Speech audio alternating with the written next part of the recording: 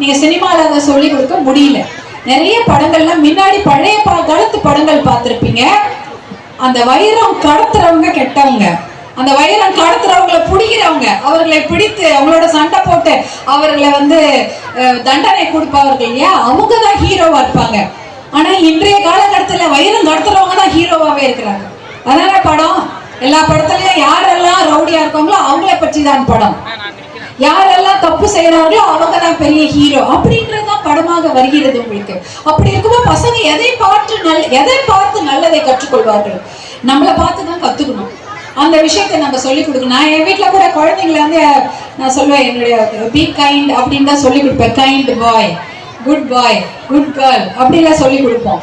யாராவது அப்பா குழந்தை பயங்கர ரவுடி, என்ன சொல்ல, ரவுடின்றது ரொம்ப தவறான வார்த்தை. அதை பையா வச்சு குழந்தைங்களை நீங்க கொஞ்சுவீங்க.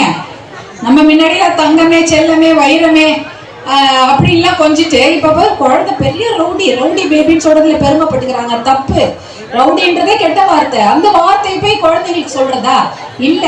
அவன் நல்ல பையன் சொல்லி குழந்தைய வளருங்கள். அப்பதான் நம்ம குழந்தைங்க வாழ்க்கை நல்லா இருக்கும். இது என்னுடைய வேண்டுகோளாக பெற்றோர்களிடம் சொல்கின்றேன். இந்த மனித ஒழுக்கம் என்பது மிக மிக முக்கியம். நம்ம அவங்களை IAS ஆக்குறோம், IPS ஆக்குறோம், வருமான வரித்துறை அதிகாரி ஆக்குறோம், இல்ல மிகப்பெரிய கம்பெனியுடைய CEO ஆக்குறோம், இல்ல மிகப்பெரிய விவசாயி ஆக்குறோம். எது வேணாலும் அந்த குழந்தைகளை நாம் கொண்டு வரலாம். ஆனா அவர்களை நல்ல மனிதர்களாக வளர்க்க வேண்டும் என்பதுதான் நம்மளுடைய முதல் குறிக்கோள். அடுத்ததாக எந்த குழந்தை எதை சொன்னாலும் காது கொடுத்து கேளுங்க. உங்க குழந்தை ஸ்கூலுக்கு போயிட்டு எந்த சொன்னாலும் கேட்க வேண்டும். Please listen to our children first. அது ரொம்ப ரொம்ப முக்கியம். என்னமோ இருக்கு, பள்ளிக்கூடத்தில் நடந்த ஏதாவது ஒரு விஷயத்த சொன்னா கேளுங்க. ஏன்னா அது ரொம்ப முக்கியம்.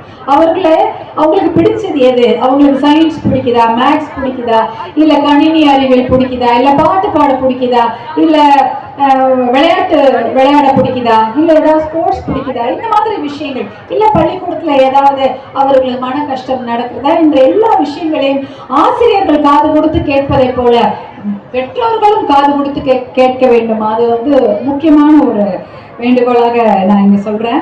இந்த